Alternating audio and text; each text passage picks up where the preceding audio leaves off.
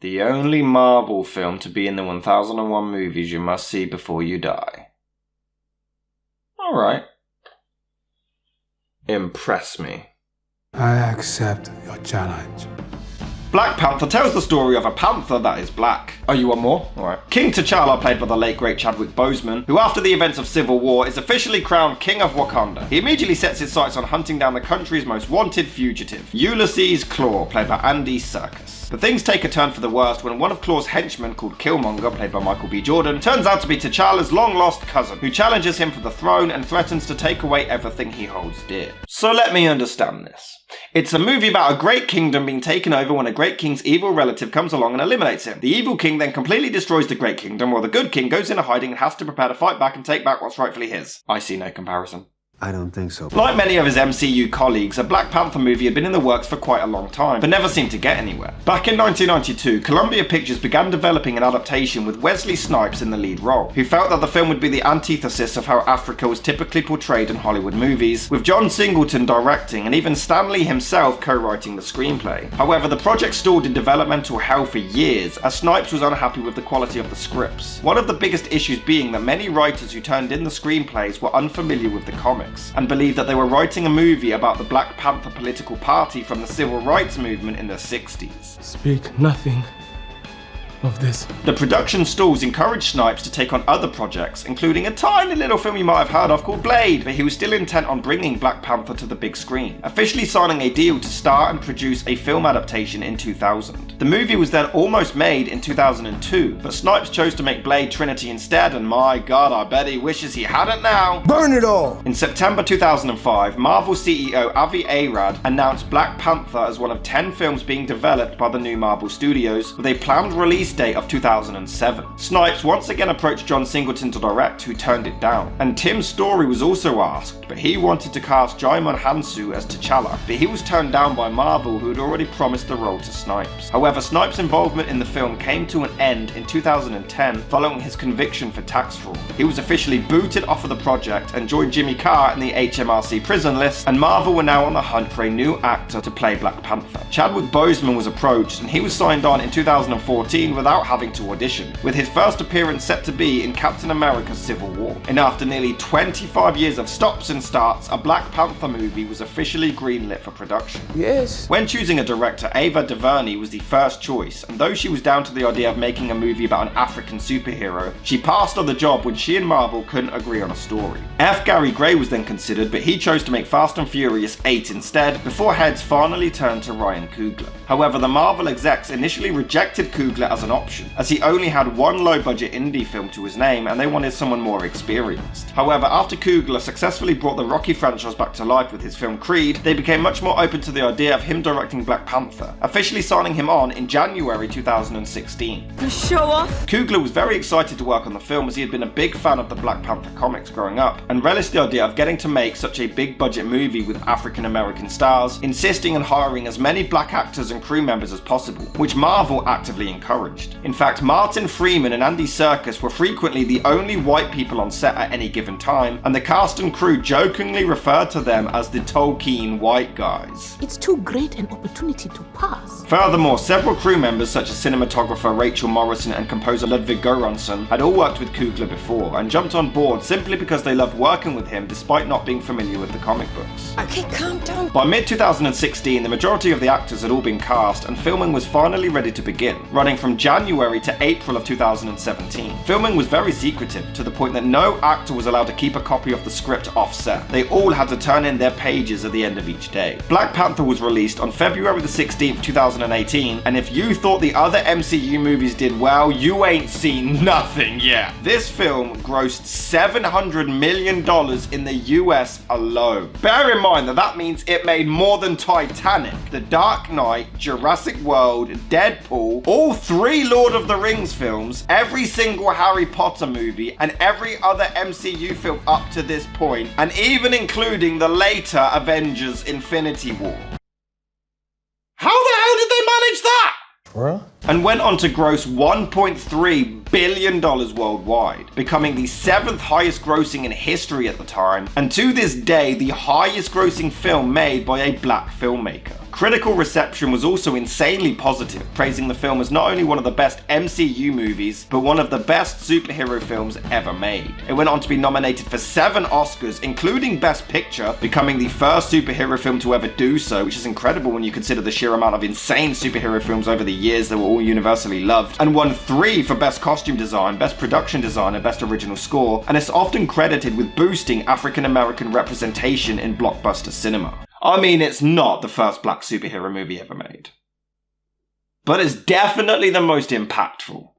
It's a great modernized exploration of colonization as the people of Wakanda are simply trying to reclaim what's rightfully theirs. These items aren't for sale. How do you think your ancestors got these?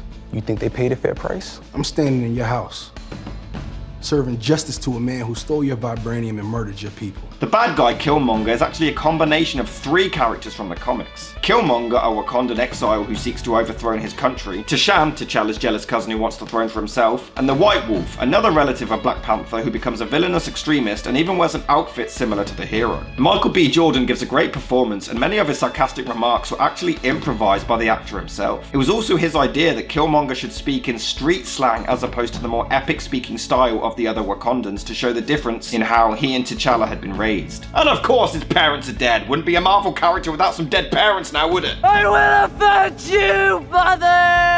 And even when he's defeated, it actually is kinda sad, which is damn impressive after he's been such an evil bastard for 2 hours. He wanted to take over Wakanda, but once you hear his motivations, you do kinda feel sorry for the dude. The world took everything away from me. Everything I ever loved. But I'm gonna make sure we're even.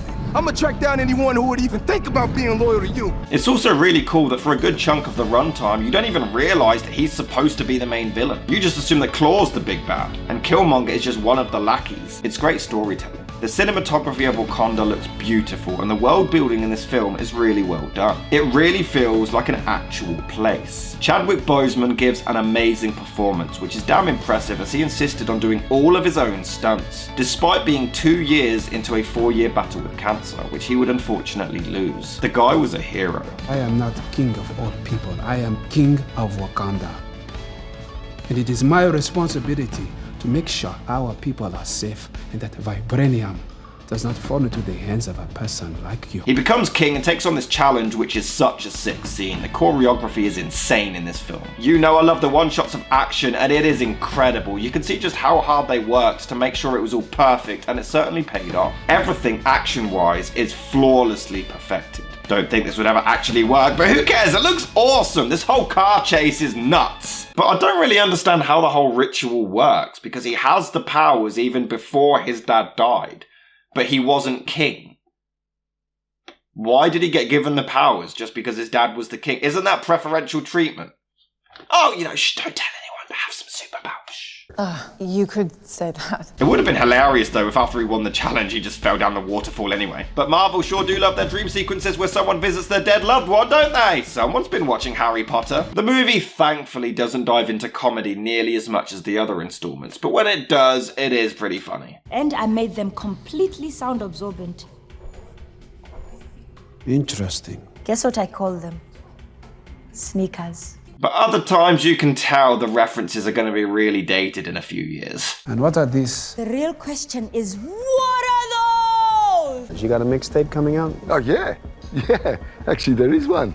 Yeah, I'll send you the SoundCloud link if you like. Some things do look a bit silly though. The Wakandan characters have this weird barcode on their inner lip that they show as a form of ID, and it's always done so seriously, but it looks so silly I can't help but laugh.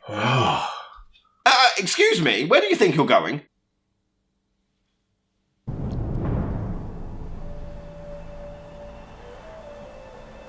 I accept. On your way, sir. Yeah, I should think so, dude.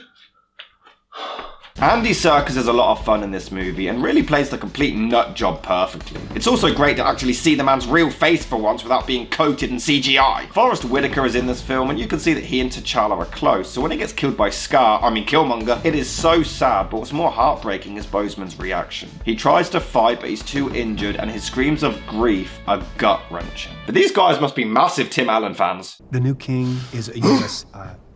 The new king. The funny thing is, this is actually improvised. Winston Duke decided to just do this randomly anytime Martin Freeman tried to talk, so his reaction is completely genuine. Why? T'Challa gets thrown off a waterfall, and look, he's doing his best Steve Rogers impression. Bullshit that he survives though. But Martin Freeman's character doesn't really do a whole lot. He just lingers around, really. So what do I do? That's exactly what I'm wondering. It's not until the third act where they decide to actually give him something to do. Oh my God. I made it American style for you. What's American style? Is there a Bible and an AK-47 in there? Ban all abortions. How did you get back in it? The climax is sick as both of their powers get deactivated, so it's a throwback to earlier, and it is round 2. That fella from Get Out is in the movie, and he starts out as T'Challa's best friend, but as the movie progresses, he decides to join Killmonger because he'd rather be the hunter than the hunted. Okay, I guess I can accept that, but that's not really my issue. He has a lot of resentment towards T'Challa because he keeps failing to kill Gollum. Well, Killmonger does it relatively quickly, but again, that's still not the issue. He gets to the finale and Killmonger literally asks him to murder the guy he was best friends with, what, a week ago? And without any hesitation, without any second thought, he's like, death to T'Challa! Anakin Skywalker would tell this guy to calm down. And the movie ends with Bucky in Wakanda because why wouldn't he be? I want to be in Wakanda, this movie's great! It's honestly a great story of minorities coming together to work as one. We must find a way to look after one another as if we were one single tribe. And just remember this story when you are happily celebrating Thanksgiving, knowing that you wiped out entire tribes of people and stole their land. It's definitely a lot more serious than the other ones, which isn't a bad thing, but it never forgets to be an entertaining ride either. The action is great, the lead performance phenomenal, the villain sympathetic, and the movie has a whole lot of heart.